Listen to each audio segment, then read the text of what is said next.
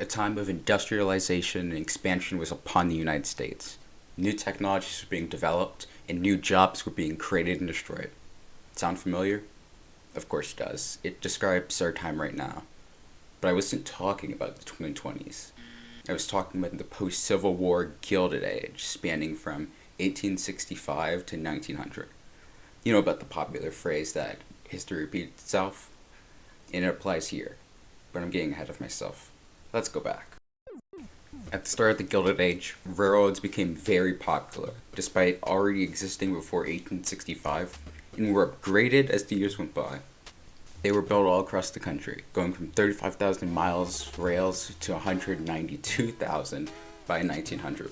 Its existence gave way to more jobs from the east to the west of the country, especially in the creation of the first transcontinental railroad, finished in 1869. Wherein the Chinese immigrants in the west worked on connecting the track to the Irish immigrants in the east.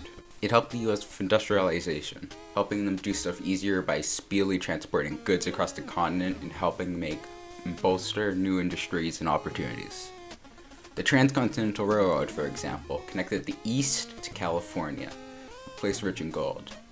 And following the California gold rush 2 decades before the railroad's completion, smaller gold rushes occurred in areas such as present-day Montana, Utah, and even Alaska, all areas in the west, providing a boost to the mining industry, along with the coal industry boom due to its use in trains, further propelling mining to the top, along with the advent of railroads assisting with the efficient transportation of ores back to the factories in the northeast, where they can make more goods in tech and money from those goods made from those ores. But there were the many downsides and issues in this age. Many Irish workers who laid the tracks for the Transcontinental Railroad were attacked by Native Americans who wanted their land returned to them. Many on both sides were lost during the fighting, with rifles as the rail stretched forward. Railroaders even died from rock slides and the dynamite they used to plow through hills and mountains. Wealthy politicians controlled cities and even parts of the larger government, like the infamous Boss Tweed in New York City, changing regulations and receiving money to fit their needs.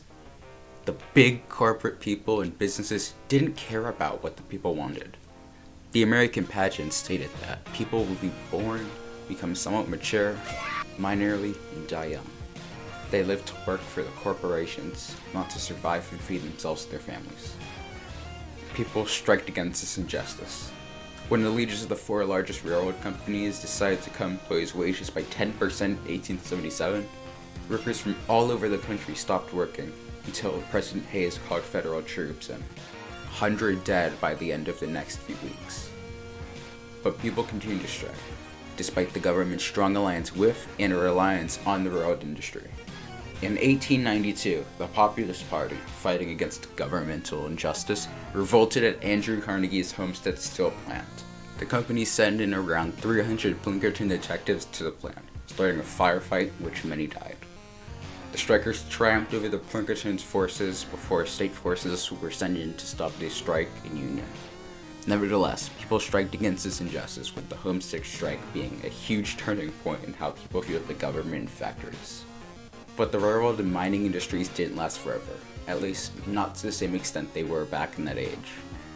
Railroads still exist now, you know that, but they don't have as much of the monopoly they once had, especially with the advent of cars in the late post-year to the Gilded Age. And coal and gold especially fell off, justified for having vast quantities of it along the country and having continuous use in technology other than the railroad until oil came along, but gold did not. The gold ran dry, and the towns that once flourished with miners withered and died.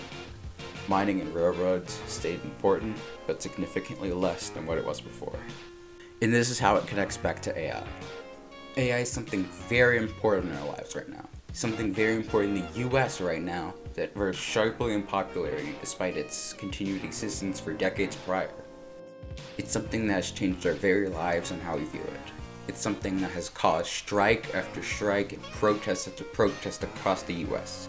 While it's good for its use in automation, bad for its horrible environmental impact, and it's been sought after and used by every company and corporation under the sun to help with their goals. Whether that be discovering new technologies or cutting costs by replacing workers with no thought or care to how that might affect their lives. I'm sure many have and will continue to lose their jobs to AI and will have hard times, just like those working on the rails.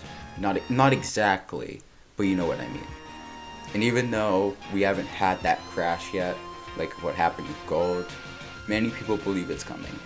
You've seen those videos talking about how the AI bubbles are going to burst.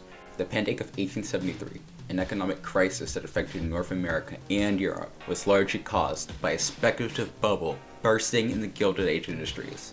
All those people have seen the patterns in historical and technological revolutions like those in the Gilded Age, and they've come to the conclusion that this bubble too will burst. And they've come to the conclusion that I too have come to. That the Gilded Age, born of the post-Civil War era, and its effects in the US, the world at large, and the people that live in it are incredibly similar to those occurring now with the advent of AI. Thanks for watching.